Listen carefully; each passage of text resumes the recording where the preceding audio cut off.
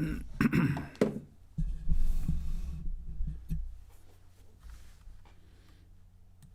up, everyone? Let's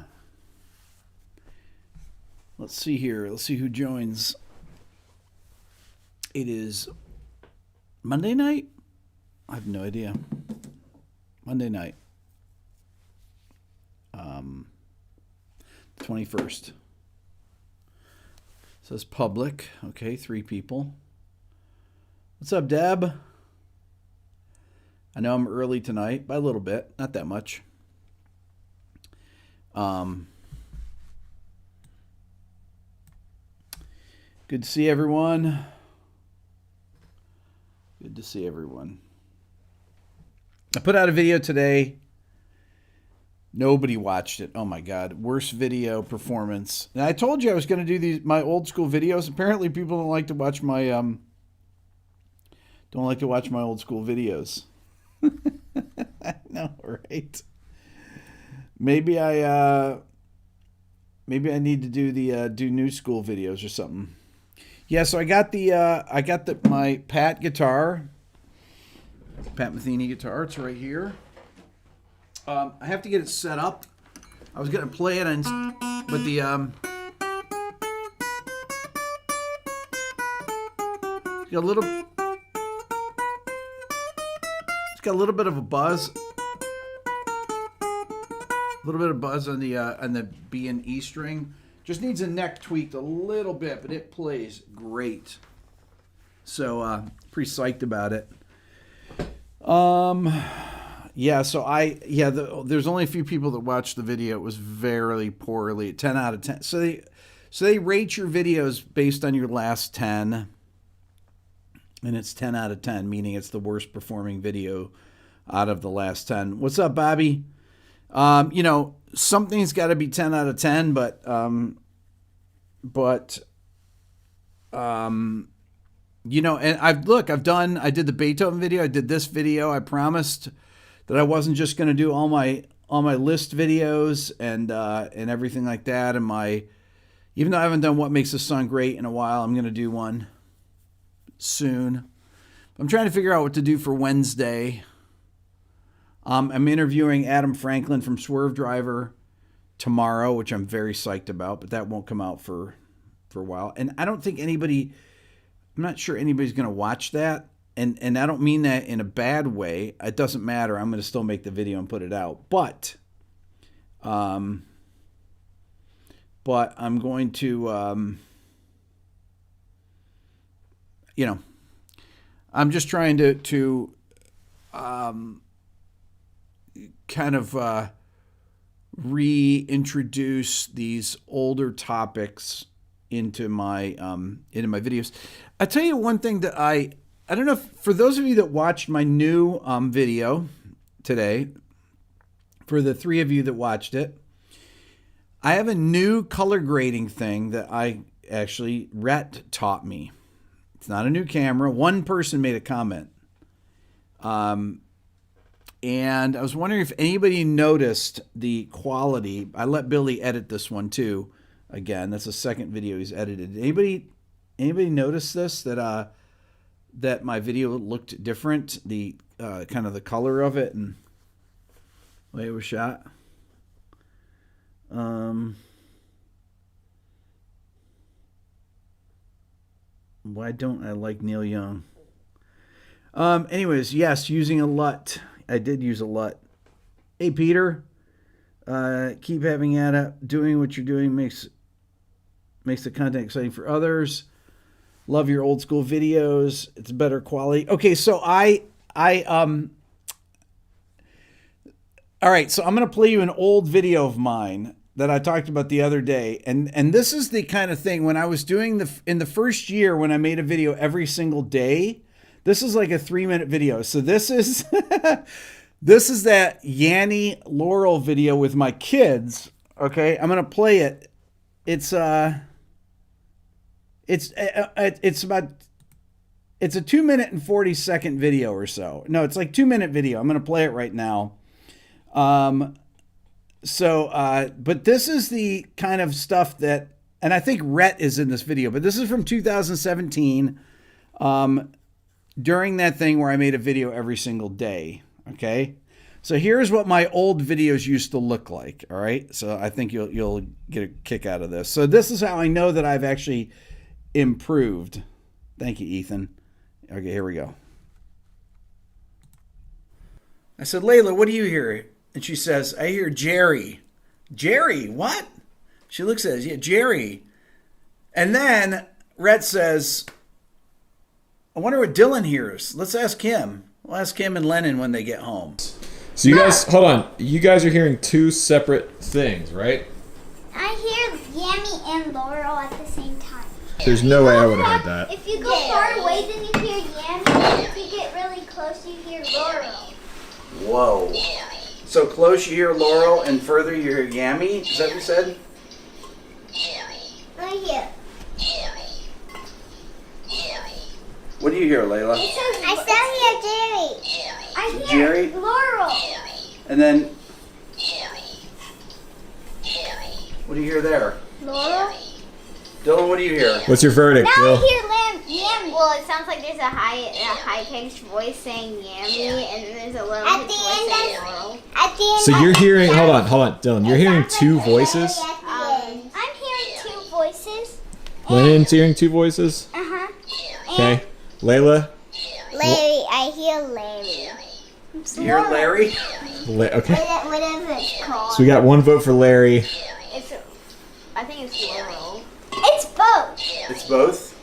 They're saying it that's It's got to be the same. something to do with their hearing. It's the same. I know. Wow. It's the same. All right, so At the end it says Laurel. you guys are hearing more than one thing, supposedly, right? That's amazing. I hear four things. I only hear Laurel. Yeah, I only hear Laurel too. Four things. And it's like not unmistakable that it's just Yeah, I don't Laurel. hear anything else. So there it is. Apparently it's both. Or if you listen to Layla, it's fourth. So that was the whole video. So that was an entire video. I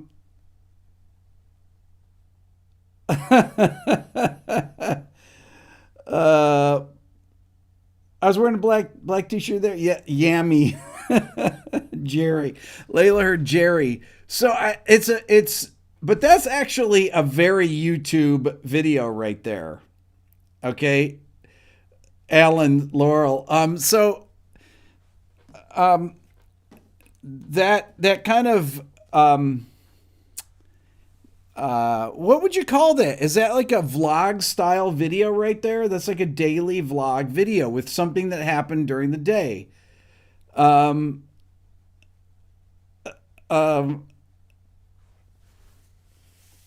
just think that it was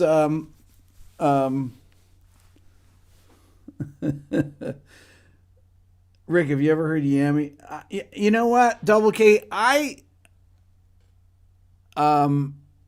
only heard Laurel, I think it was. What's up, Michelle? So that's really a vlog, right? I would say that's kind of so I would make 2-minute videos like that, and I did it every day because I was wondering, it's like, man, how did I make a video every single day? Well, I mean, some were short, not all of them. I mean, a lot were very long. A lot of my videos were very, very long, but they, I mean,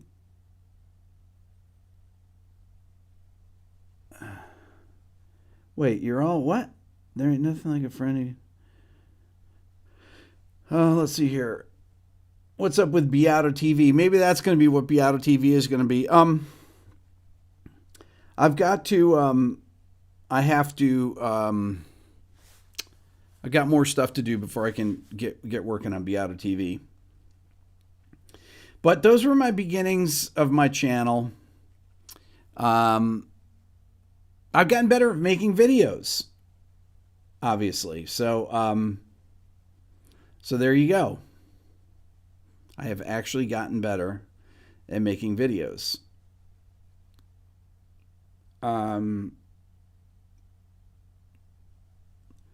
Let's see. did you reset the contrast? Okay, so 8-Minute Axe is asking about my video. Those of you who saw my video today, I have a new LUT that I used. So Rhett taught me about shooting in this thing called Cinemag 4, something like that. I can't even remember what it is on the computer. It's a setting on the camera, and then you put this LUT on it, and then that color corrects it. And I color corrected it, by eye. It was Cine 4, I think. Cine 4. And I tweaked it, but what it does is it seems to enhance the shadows in your shirt. Just everywhere it enhanced the shadows. It wasn't S-Log prints. It was I don't think it was. I thought it was. I don't know what LUT stands for. Rhett had told me, but someone on here knows what LUT stands for. But LUT is basically a color grading tool.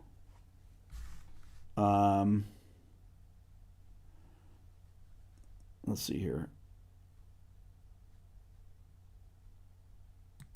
Lookup table. Wait, lookup table. What does that mean? I don't know what that means. Lookup table. Okay, lookup table. Who knew? Who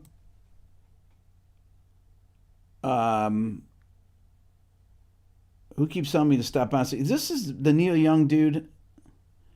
He hasn't really listened. People enhanced the shadows 40 years ago, Pat.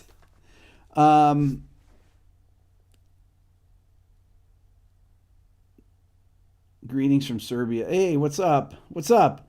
Lookup table. Okay, so that's what a LUT is. Anyway, so you'll notice if those of you that follow me on Instagram, the picture I put up yesterday of my new Pat Metheny guitar, that was from a screenshot. Thank you, Chuck. That's from a screenshot using this new LUT because I did some video with it. I put the LUT on it, and it just looks great. I think it looks great, and because I said to Rhett, Rhett changed from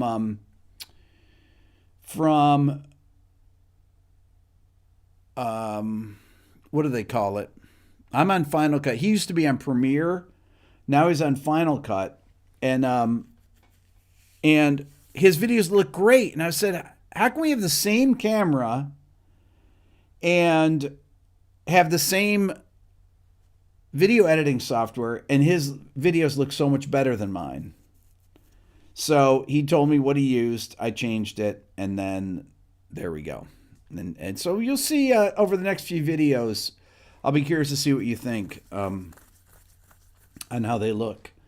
Let's see, AP 550. What types of drum heads do I prefer? Well, that really depends on the drums. I prefer, it's funny because I used to use Evans heads. I always use Evans heads when I first started producing. There's something about the way the glue, the collar and the glue interact. Thank you, Eric. Appreciate it. That I liked, but then I switched to Remo heads. I had a drummer that was a Remo endorser that gave me a ton of heads. And I started using Remos more, and I always liked the controlled sound heads for snare. I've used that forever. Even though the Remo Evans has a reverse dot, which is basically the same kind of thing. What's up, Kinch? So then I just started using Remo heads all the time. And I use different things. It really depends on what kind of sound you're getting. A single ply top head that is clear, you can really tune it to a particular pitch. So you can get your drum heads in tune with the song. And and they have incredible punch to them. Those are great for songs that have heavy guitars in them. They're great for fusion. When you see a lot of fusion drummers play, Vinny, whoever it is, Dave Weckl, a lot of these guys, most of these guys use clear heads. And I think it's because the articulation of it and I think the articulation of the heads and the tuning of the heads is more accurate doing it like that. Now, a single ply ambassador Remo, that's single ply is ambassador, and a double ply is the emperor. So you have clear emperors. Thank you, Ian. You have clear ambassadors. You have coated emperors, coated ambassadors. So you think of this as like the clear is going to have the most punch and tunability when they're ambassadors.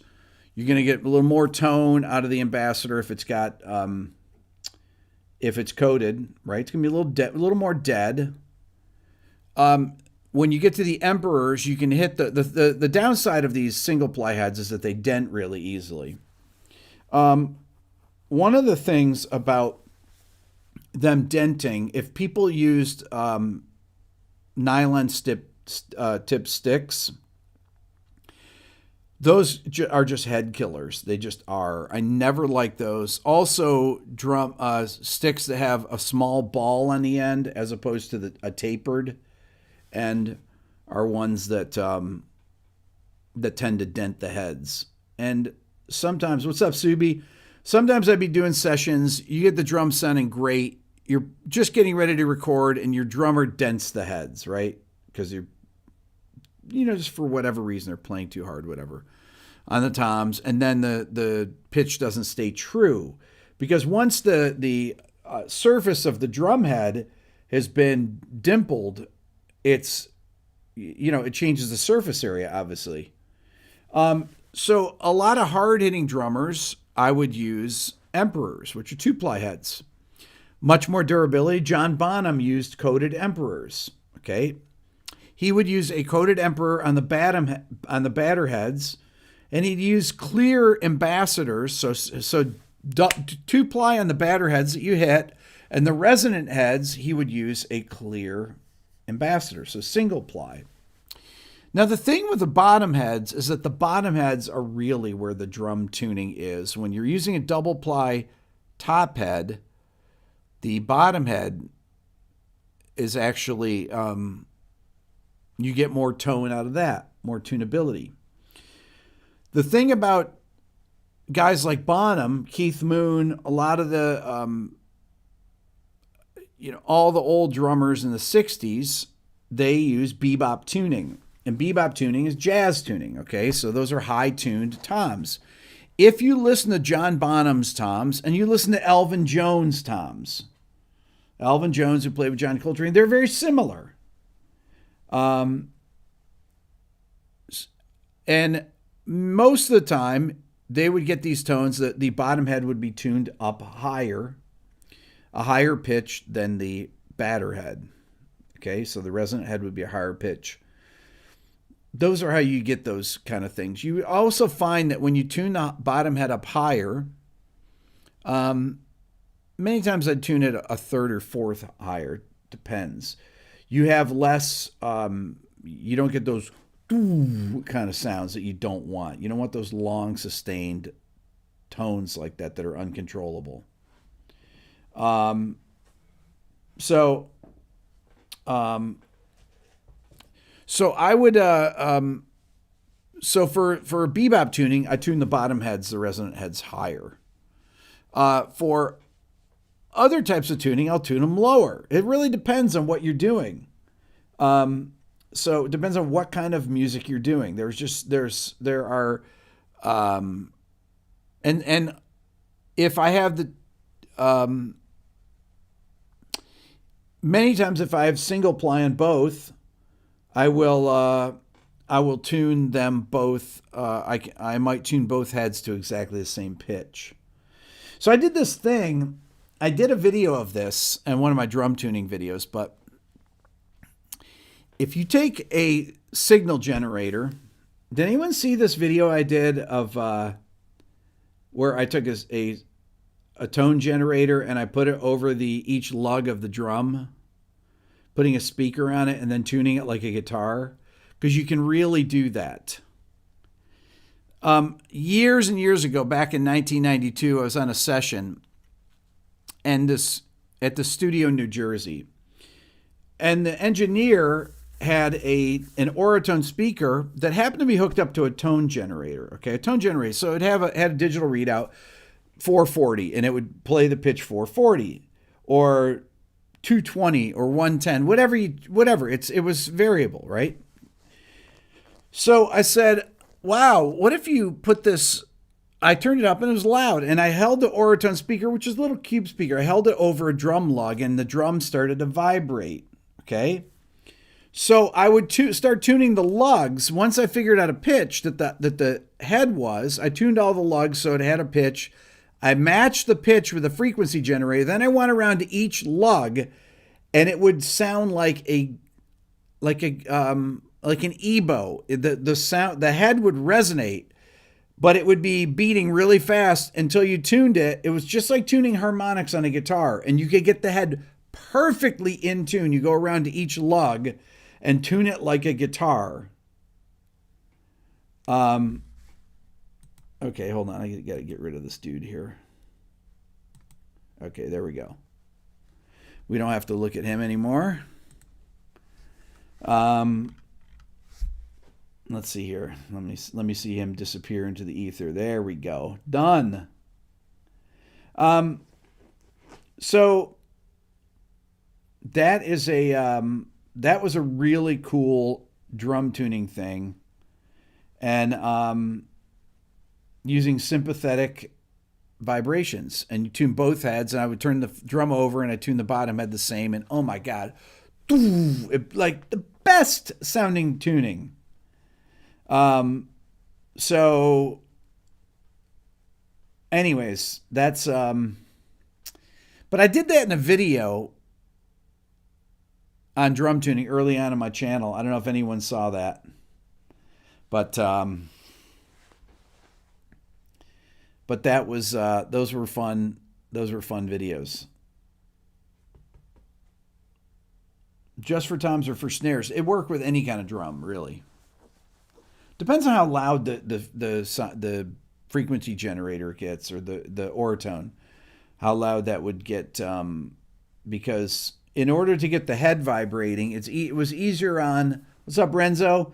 It was easier on smaller drums. On kick drums, it's harder to get the head in motion. It's Subi, my DW kit has pitches written inside the drums. You've never used those. Okay, so DW drums will have the resonant frequency of the shell printed on the inside. They've done that forever. So theoretically, those are where the shell wants to vibrate, and that's a good thing to tune. Dean just said tuned in fourths. Tom's tuned in fourths. Okay. When I was first starting doing drum sessions way back, I hired a drum tech, Tony Adams, who was drum tech on for a lot of big artists. He was in his 60s back then.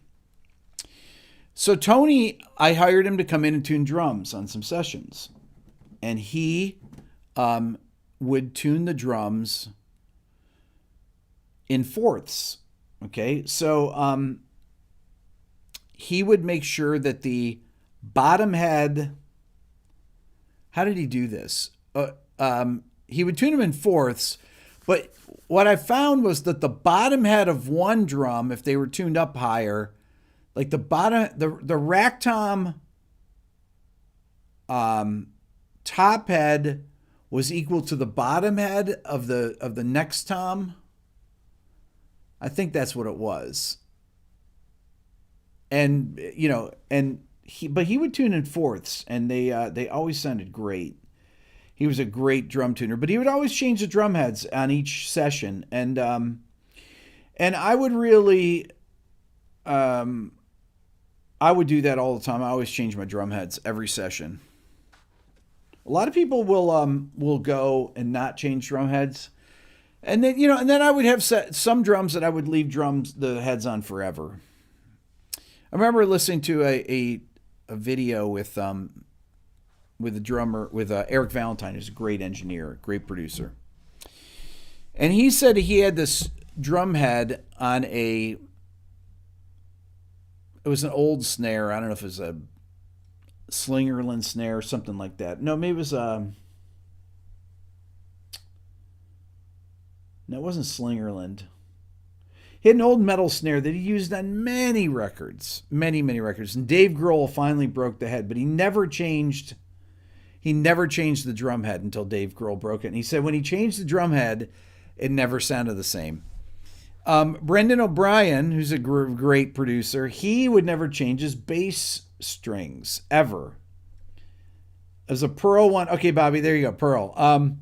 Brendan O'Brien never changed bass strings. He had a Fender P bass, I think it was, that he used forever. And years and years and years, never changed his strings. And somebody borrowed his bass. I remember hearing about it, and they as a favor they changed the strings on it. And Brendan's like, it took me 5 years to get him that to sound like that, you know. They were trying to help him out, but a lot of people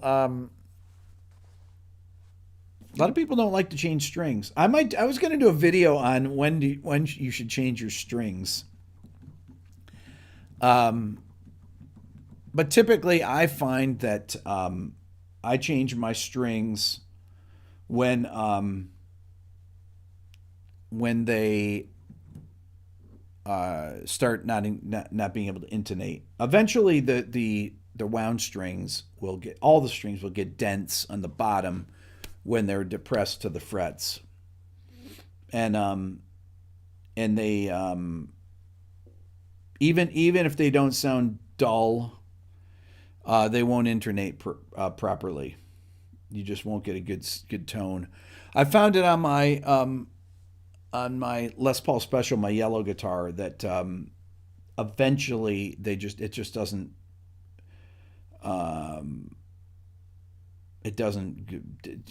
just not in tune. Renzo, and they look black. Exactly, the strings look black. So that's the thing with people with really acidic hands I've talked about on here, that they burn through strings. All of us have been DJ Green Arrow. All of us have been depressed to the frets. Nice.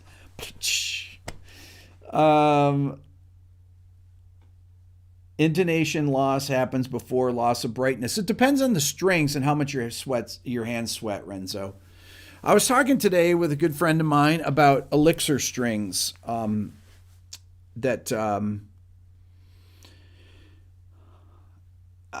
I put Elixir Strings on one of my acoustics, and I didn't like them at first. Before they had the nano webbing, I didn't care for them. I thought they felt weird.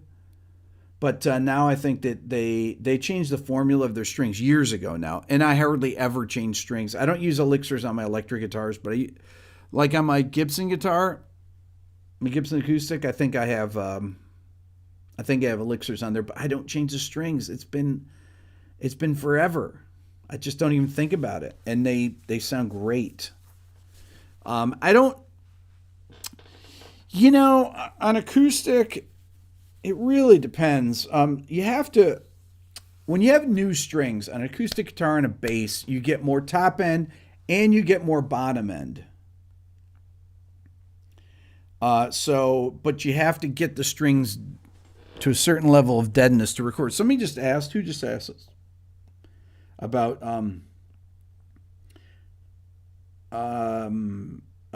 explaining flat wounds. I'm going to explain flat wounds to you because the Matheny guitar that I got came with flat wounds. Okay, here's the deal with flat wounds. Take a look.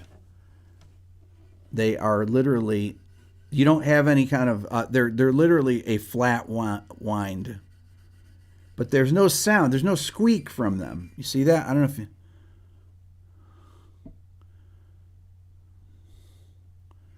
They just there's no winding on them, so it's smooth. So anytime you slide, there's just nothing. There's no They also have a deadness to them.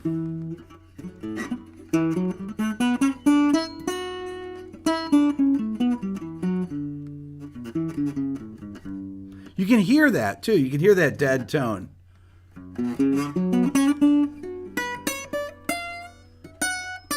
You hear that buzzing? I just have to have the neck tweaked.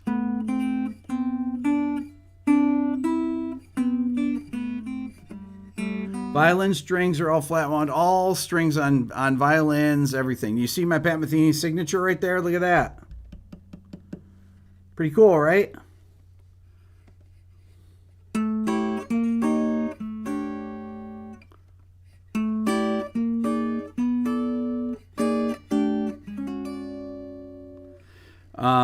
Yeah, so I haven't really even played this guitar. Pat better call back now.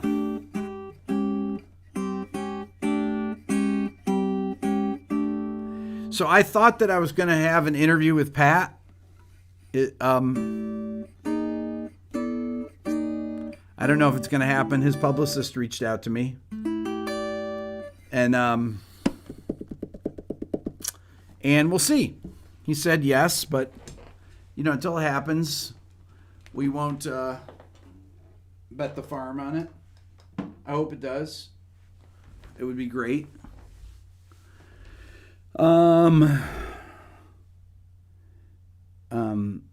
So we'll see. We will see. But I have the interview with Adam Franklin from Swerve Driver tomorrow, who I've never talked to. I'm very psyched. Yeah, so Pat signed the guitar. I bought it from an auction. It was for a live Save the Music live music charity, and I bid on it and won it last Monday, and it just showed up yesterday. So it's I'm pretty psyched about it. I could probably fix it. I was waiting till Dave comes over to pick up my he's gonna come over on Wednesday, pick up another guitar, put new pickups in my he's gonna put new pickups in my Les Paul Classic, one of my Les Paul Classics. And I'll have him tweak the neck on it. But what I was surprised with was that the neck is exactly like a Gibson. Oh my God. So when Pat switched from Gibson, from his playing his ES 175 to Ibanez, he'd been playing on that 175 forever, from the 70s, the first guitar he ever had. And that, I'm not sure how they measured the neck back then. Really, really not sure how they did it, but it is exactly. It's like a Les Paul. It's like a Gibson neck. I mean, it feels it's exactly the same as a Gibson neck. So when I played it, it plays really easily. When I played it, I thought, oh my God, this is a Gibson. It's kind of like a 175, except the body's not as big and it's lighter. 175s are heavy guitars. And this is not quite as wide. I want to say that this, if I had to guess, is probably a 7-pound guitar or something like that, which is a light guitar. It's a slim taper. It's not a baseball bat. It's very much like my Les Pauls. And I don't mean baseball bat Les Pauls. I mean the kind of the 60s profile Les Pauls. Please ask Adam from Swerve Driver what it was like working with Alan Moulder. I'm totally going to ask him that. Oh my God. I have so many questions I'm going to ask Adam. Can't wait. He's going to think it's weird. People are going to watch my channel. They'll be like, why is Rick interviewing this guy from Swerve Driver? Why is Rick freaking out about this guy from this band Swerve Driver? Who is this guy? What? He's a great guitar player? He writes great... What? Why is Rick like this? What is this music? They're going to think it's very funny. I don't care. I think it's awesome. So, anyways, if you guys have any questions that I should ask Adam, Put them in the comments here. Rhett did credit Rick on buying the vintage Vox. What do you mean? No, he didn't, Renzo. He did not credit me on that. Totally did not. He totally did not credit me on the new Vox video that he made. Not only did he not credit me, but I didn't see a credit of Keith from 5 Watt World, who just like, I don't know why Rhett didn't say, hey, you guys should check out Keith's video. I hope you watch this, Rhett. I hope Rhett gets on here so I can give him a hard time about this. You should watch 5 Watt World's video on the AC30. If you want to get even more in depth, that's what Rhett should have said. Totally not cool YouTube etiquette. How did he come up with the name DJ Green Arrow with 5 Watt World? Keith built a lot of 5 watt amps. That's why. He had a lot of 5 watt amps. I have one amp that Keith built here. I have a bass amp that he made. Shout out from Savannah, Maddie K. Let's see, Savannah GA coming from the era of AM radio and Wolfman Jack. There we go. The Wolfman. I loved the Wolfman Jack back in the day. I love when you had all these DJs and VJs that had cool names. Bad Rat, LOL. Yeah, I know, right? I mean, come on. Where's the YouTube etiquette? When I did my video on Swerve Driver, I don't know. I'm going to ask him that. That's a great question, Green Arrow. I will ask him that. Friday night videos, Bobby. That's right. So when I did my video on alternate tunings, I talked about Iris, and I mentioned Tim Pierce's video on Iris because Tim played the mandolin part on Iris and the solo. And I said you should go check out Tim's video on this, and I put the video thing in there, and that's that's YouTube etiquette. Anyways, but Keith's video is excellent. I was talking with my buddy Dave yesterday, and we were talking about this about Rhett's amp. Dave didn't see the video, but I told him that there was this 1964 Vox that was in mint condition here in town in a music store, which you just never see. Where are you going to ever see a 1964 Vox in perfect condition? You aren't. That's why I told Rhett he had to buy it. I mean, I could have bought it, but I mean, I have so many amps. Subi, how does it compare to my AC30? It has a certain chime to it that is incredible. It's a very loud amp. My God, it sounded killer. The speakers were in immaculate condition. I mean, the amp was so clean. I mean, it's really, really clean. So my AC30, I thought my AC30 was early 90s, but I'm not sure. Mine sounds great. Really sounds great. I've had it for years and years. And yeah. Let's see here. Some other questions here.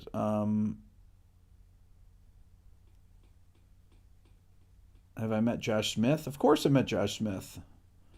I was on Josh's... I met Josh at NAMM, but I was on his podcast. So when you interview Jacob Collier, when I interview him, what?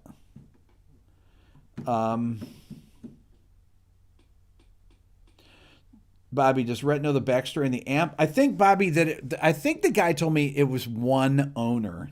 I mean, it's like, what? What's up, nerd? Yeah, I think I think it was a single owner amp. I got my 71 Mad amp, which was a single owner amp, my orange Mad amp. And and the guy follows my channel, and he wrote to me, and he said, I thought you might be interested in this. I see all these orange amps in the background. And of course I was interested in it. You can't find these things. And that Mad amp sounds phenomenal, and it is just in perfect shape. Oh my God. Just like the 71, I found the 71 JMP at a music store here in town. And it must have been a year ago. It was before the shutdown. It was last year because Keith was here from 5 Watt World, and we opened it up, and he looked at it, and he said, nothing had been changed in the circuit. So I bought that. I mean, it sounds phenomenal. But yeah, the Vox, honestly, I'm kicking myself because I really should have gotten that. You rarely see an amp that you can actually play through, that you don't have to transport anyway. Like, I can't even imagine having to ship an AC30. They're not very good with being bounced around. I actually, you know what? Well, wouldn't work for a Rhett, but I have a road case for an AC30, and I was thinking that I should just give it to Rhett. But his amp has those of you that saw it, it has a stand built into it, They're heavy. They are heavy. Angry Shoebox is right. They're very heavy amps. AC30s are hard to move around. It has handles on the top of it, but when you lift it up, it's just awkward to carry. It's much easier when you have two people. Each person grabs one of the top handles. But I really love AC30s because they take pedals. They're just unbelievable. Thoughts on Bogner Shivas? I've owned a Shiva in the past. I'm not a fan of the Uberschall. I like the Bogner Ecstasy is a great amp. I think that's the one that I like. Shiva's good amp too. But I thought that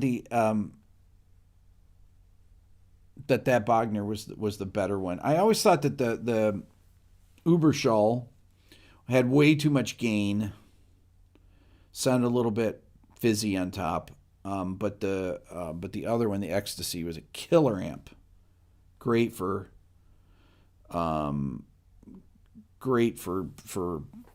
rhythm stuff and leads. Is Luke Bogner, Bobby? I'm not sure. I don't know what Luke plays through. What about Friedman amps? Friedman makes great amps. I don't have a Friedman amp, but but I played through a lot of Friedman amps. What did Stevie Ray play through? I think Dumble. I need a Friedman, Browns fan. Ever move a Rhodes suitcase around? Yes. Not in a long time, though.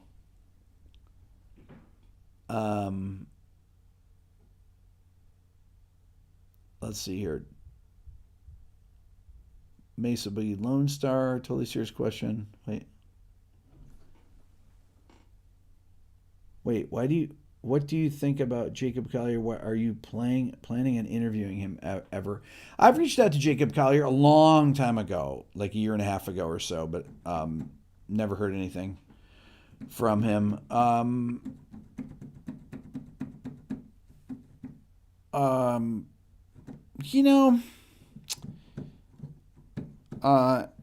When you interview people that are all over social media all the time, it's just like people interviewing me. I have done interviews like my buddy Kinch, Streetwise Guitar, who's on here. I don't know if Kinch is still on here, but Kinch interviewed me. He's like, I want to interview you for my YouTube channel. And I said, well, why do you want to interview me? I tell everybody everything about me. And I was like, nobody's going to click on an interview with me. They've already heard it all. Anybody that wants to know about me, they've heard it. So anyways, that's why people that are unless there are things that people haven't asked particular musicians, then I think it's that there's something that is that I think it's worth asking. But I don't think that I don't think interviews with me are interesting, because, like I said, I tell everybody I've made so many videos where people know all this stuff about me. John Mayer I could interview. Now, John would be, he's not a person that everybody knows everything about. He disappears for long periods of time. He's not an oversharer on things, musical things, There's many questions to be asked by him about him.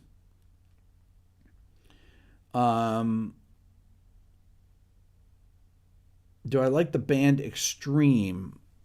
I like Nuno Bettencourt a lot. I think he's a great guitar player, phenomenal guitar player.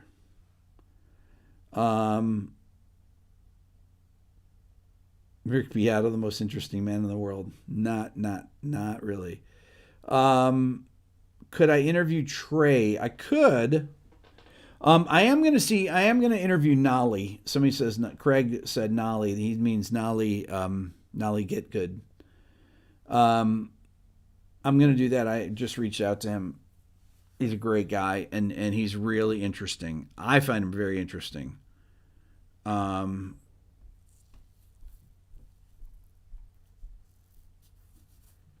Let's see here.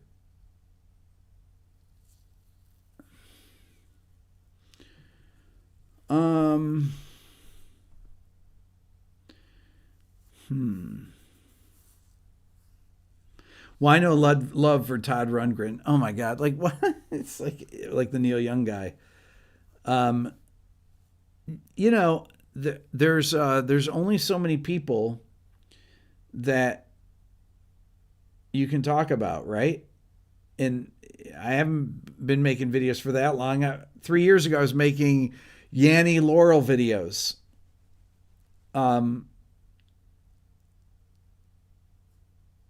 Let's see here.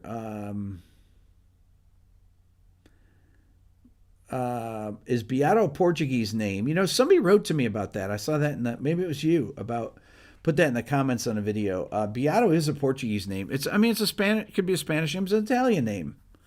But there's people from Portugal named Beato. There's people from Spain named Beato. What about Govan? So I've reached out to Guthrie, and Guthrie is not doing any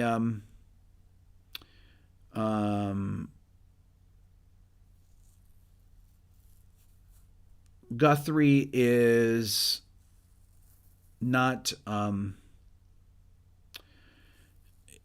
doing interviews right now, but he was very nice. He wrote back to me, and he's, maybe after the first year I'll reach out to him again. Somebody just in a hidden thing says, Rick, shout out my YouTube guitar lessons channel.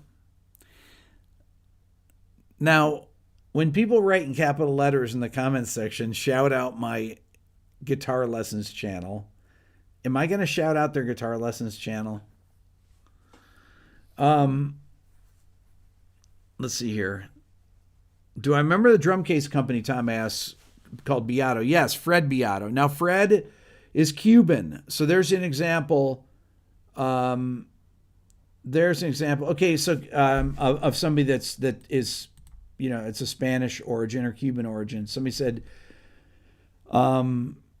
subscribe to Bobby Huff's channel. Absolutely subscribe to Bobby Huff, my dear friend's great YouTube channel.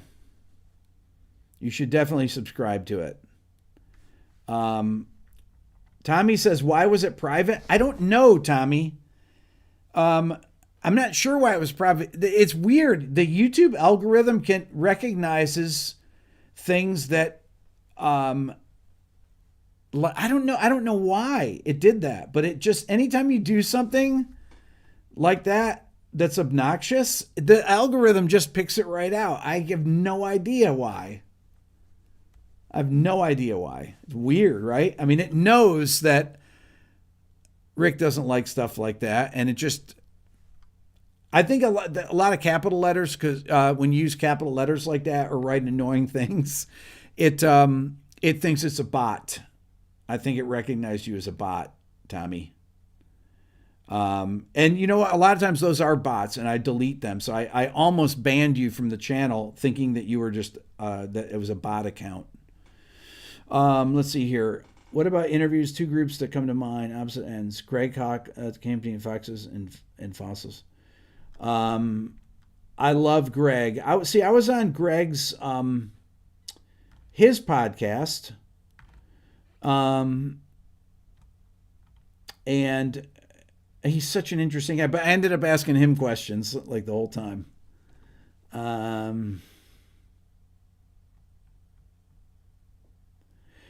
You said, Black Nose Studios says, you said you were thinking about getting back into old video contest platform. Okay. Any insight what that might look like? Yeah. My last two videos, I did the Beethoven video and I did my new video that nobody's watched. I have a new video that came out today that is literally my worst, the worst performing video that I've had. I don't know why people are not watching it. But they aren't. And it's a damn good video, if I do say so myself. I changed the title 5 times. It says it's performing 60% lower than usual. Fewer people choose to watch it when we recommend it, and they aren't watching it as long.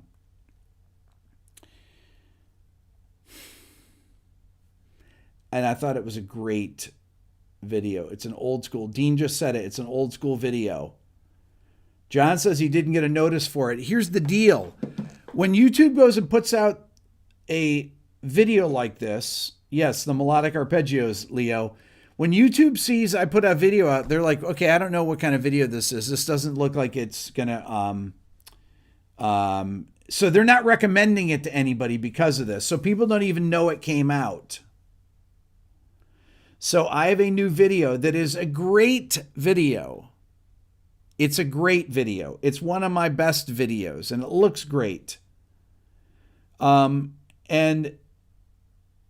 it is for any instrument, really. I have the music notation and the tab on the screen.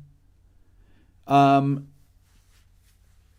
it is not getting recommended to people because of YouTube. That's why people say, oh, I didn't see it in my notifications. Yeah, they push it out the first hour, and if people don't click on it, then they stop pushing it out. Thank you, Bobby. Appreciate it. So watch my video and recommend it to people. If you do that, if you forward it to people, if you actually share it using the share button, that kicks the algorithm into overdrive. Share it to another one of your own email accounts, right? Okay, so has anybody seen this thing about that? I don't know if it's part of this one of the new bills that was passed about DMCA strikes, about people,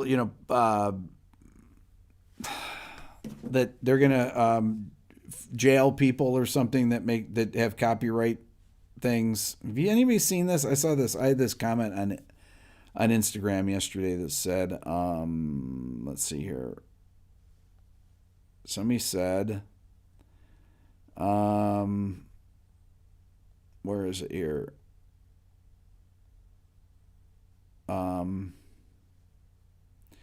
Somebody said on my Pat Metheny thing, they said, are you going to make an auction and donate the guitar to charity? My Metheny guitar. It's like, no, I bought the guitar from an auction and the money went to charity already. Right? Like, what? Here's one. Hi, Rick. I know you're not going to like hearing this, but there's a new law that can make Twitch live streamers and YouTubers go to prison for DMCA strikes. And I said, no, they're not. Right? And so I don't know what the deal is with this. But they're not going to do that. They're not going to do that. DMCA. They're not going to do that. This is something new. This was in a new bill that was just passed. It was one of the government funding bills or something that just came through. So they're not going to put people in jail for this. So, but there is something to this. There was an article in the that I saw online earlier about this exact thing. It's in the omnibus. That's what it is, Rick. You're exactly right. It's one of the ridiculous things in there that got put in, but it sounds like it's something that the label's paid for or something, but they're not going to put people in jail. And the person that commented when I said that, I got a lot of likes, and the person says, "I love you, Rick Beato," one of the people, because I was like, no, they're not. They're not going to put anybody in jail for that.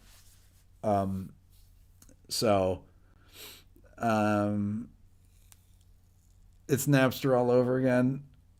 Only one for that law would be Don Henley. I know Don Henley might put some people in jail. He might try it. Interview Ted Templeman. That would be a great interview. Leaf says it's on Reddit. I'm sure it is. It's obviously it's ridiculous though. So we'll take this law out and we'll check it out and we'll see what happens with it. You know, we'll go put some, we'll play some copyright.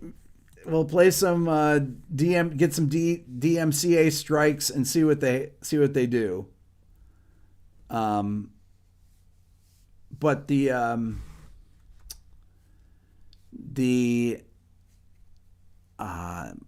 but they're not going to do anything like that. It'll be completely idiotic. Absolutely idiotic. And they don't want to do anything like that. Let's see here. Hold on one second. No idea.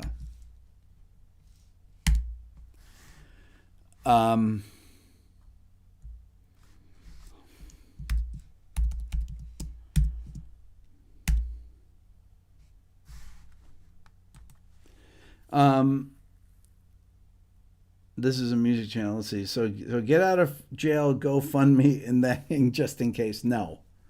Not going to happen. That can't be what the bill is about. Babby, you'll bake a cake with a file in it. That cannot be what the bill is about. I think it's people that are using. I don't even know. I'm not even sure what it is. We'll know more about it. We'll know all about it.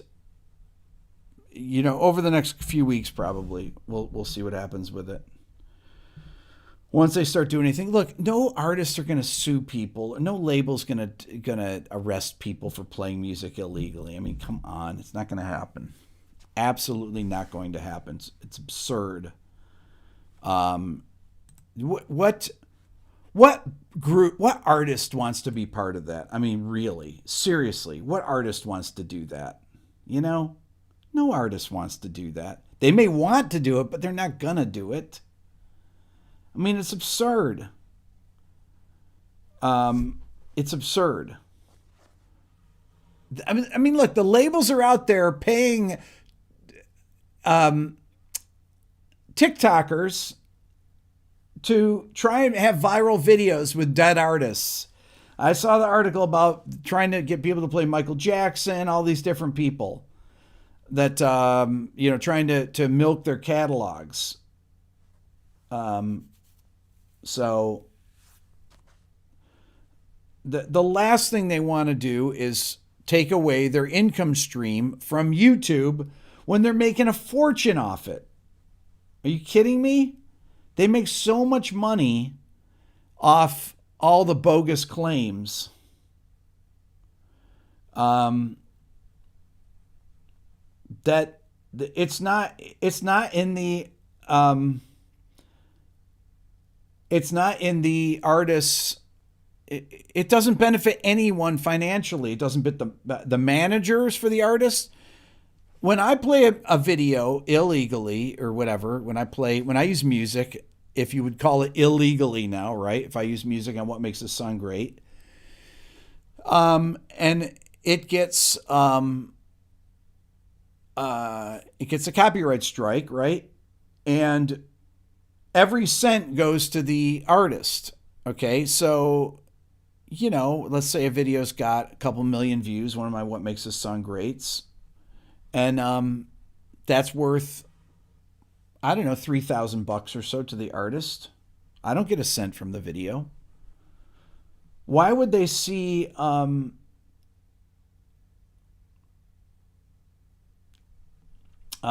would they think that? Why would they want to not have that income? That doesn't make any sense. So, so there you go. David asked, "What's the funniest gig I ever played?" Well, I know the most I've ever laughed on a gig. Well, there's a couple gigs where I laughed so hard I couldn't keep playing. So.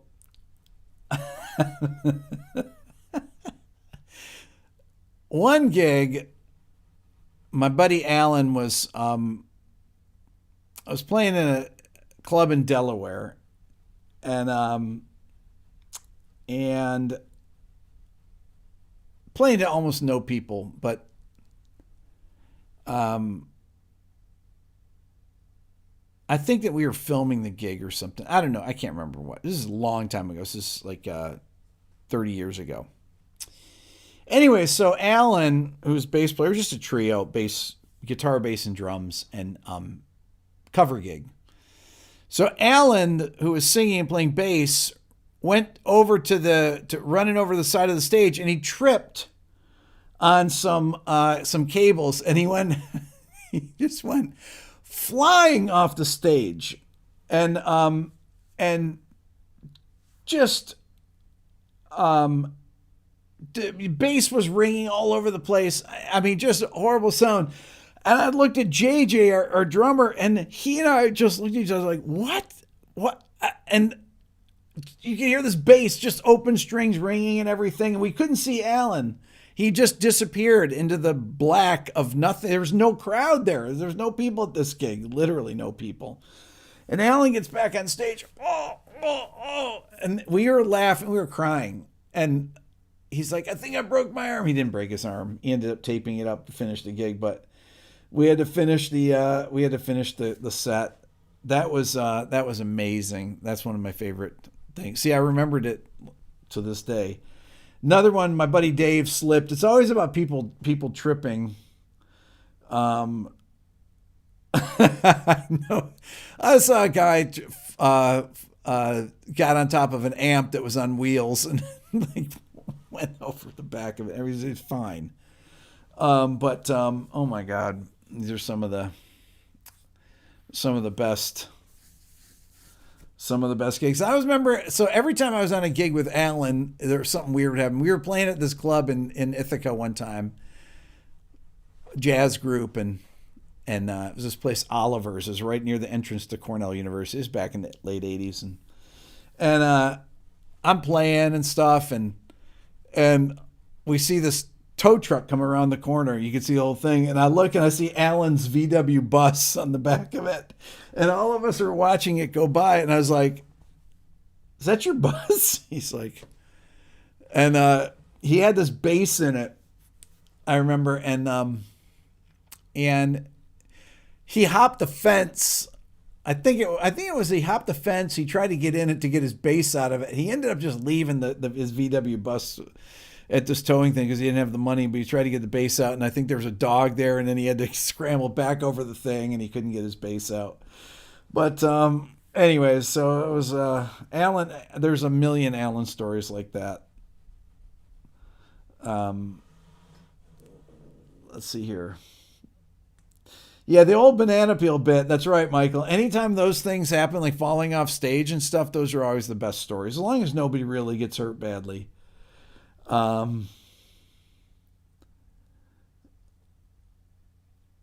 I did see Dave Grohl fall off the stage, broke his leg. Oh man! And then he was playing his gigs with his cast on. Is that your VW bus? That's it. That was it. And Alan just like watching it as it goes past all the windows. It's like, oh man. Anyways.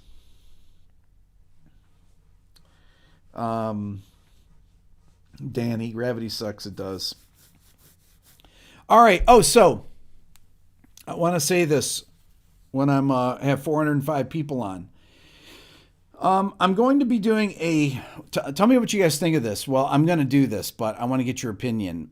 I'm going to do a 5-hour live stream on New Year's Eve, and I'll tell you why.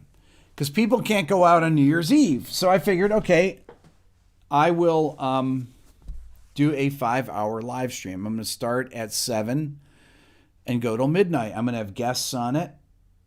And I'll have different people each hour. I'll have some surprise guests. And it's going to be a 5-hour ringing in the New Year video or live stream. I'll have some guests. It'll be a big party. I'll have guests, people that you know that have never been on my channel before. Stopping at midnight? No, probably go past midnight though. But we'll do a bunch of different stuff. But I'll have guests, virtual guests. Tom, you'll be watching. Awesome.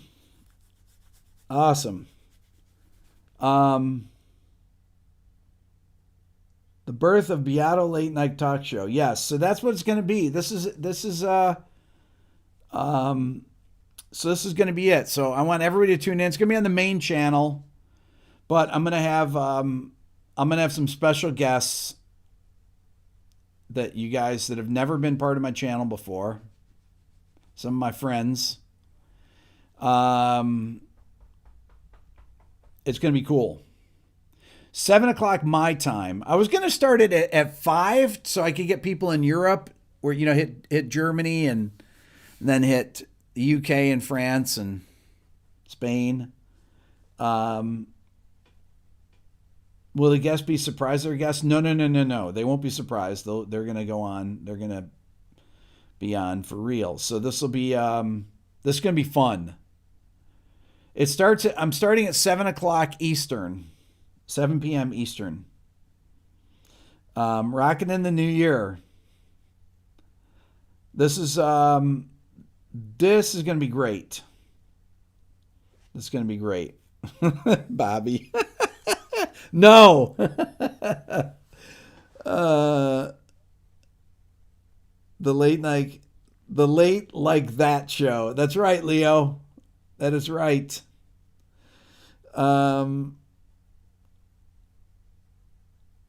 Veteran sub call-in guests. You know what, Dean? I should do that. I should have some of you guys, some of the veteran people on here. Subi, Dean, some of you old schoolers that have been on forever, have you come on. I think maybe I'll dedicate an hour of that to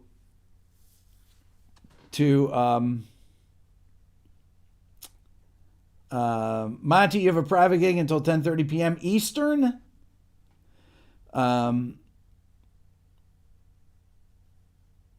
Will there be a Q&A section? I don't know. I'm not sure.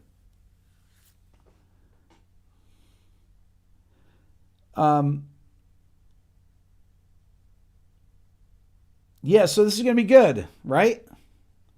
So I, before that happens, I'll reach out to people and you're all on the guest list. Am I going to make a video on my new Pat Metheny guitar? Yes, I will. I got some guitar videos to make. I'm going to make one on the 7-string. I did sign my deal with Gibson, by the way. I'm a Gibson artist now.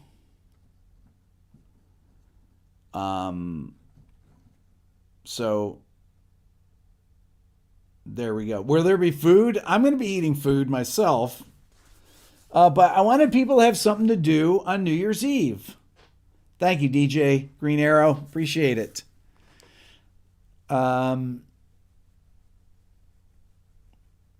Yes, but my guitar is not coming out till next year. Next August, like I said. I actually did some pictures with my first prototype. I took a couple pictures last night, just myself, but just for fun. But it's not the right color. Let's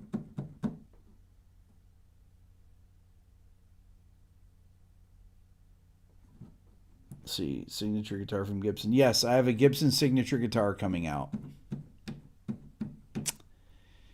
I have a Gibson signature guitar coming out next August. It is blue.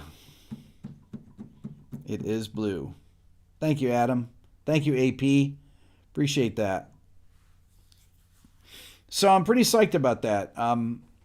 All the money from the Gibson guitar, I'll announce it when it's there, but it's all going to charity. All the proceeds of it are going to charity.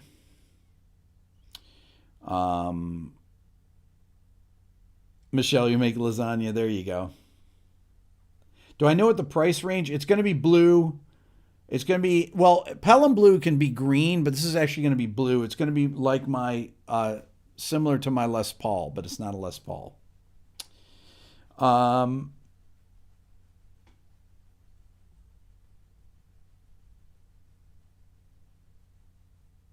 Let's see here.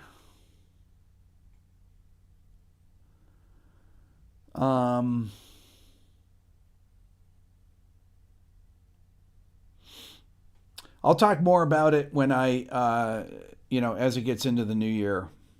So,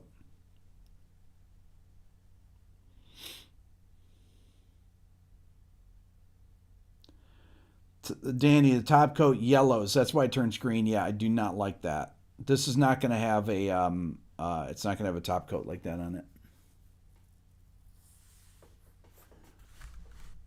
Who is this guy here? There we go. Oh, boy. That's 2 tonight, though. Let's see here. When I have the prototype, the actual correct prototype from Gibson, I will show it to you on this channel first.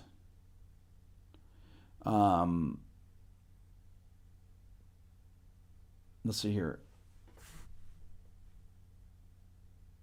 Building studio record debut.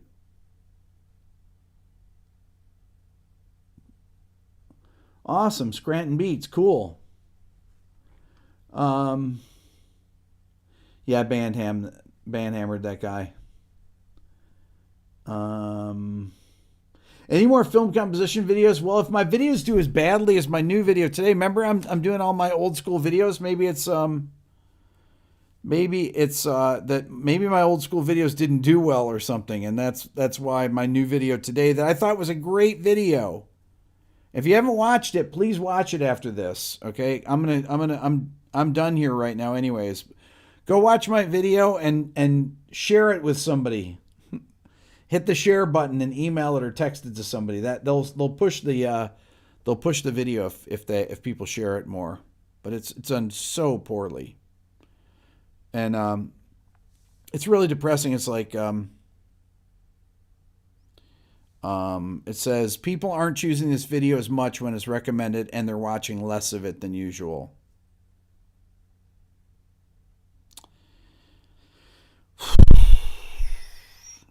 Okay, well, there you go.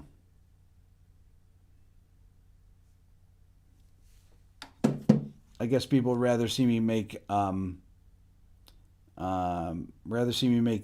Perry videos. Which, you see, like, why did my Katy Perry video do well when I talk about her copying a song? It's like, so what? You know?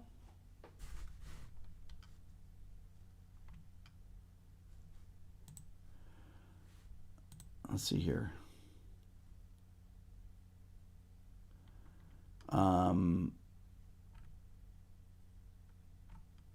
There we go.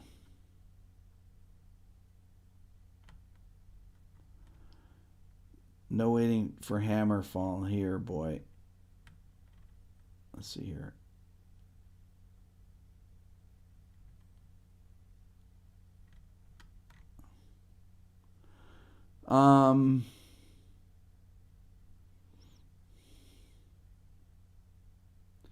Don't listen to YouTube. Well, unfortunately, you have to listen to YouTube.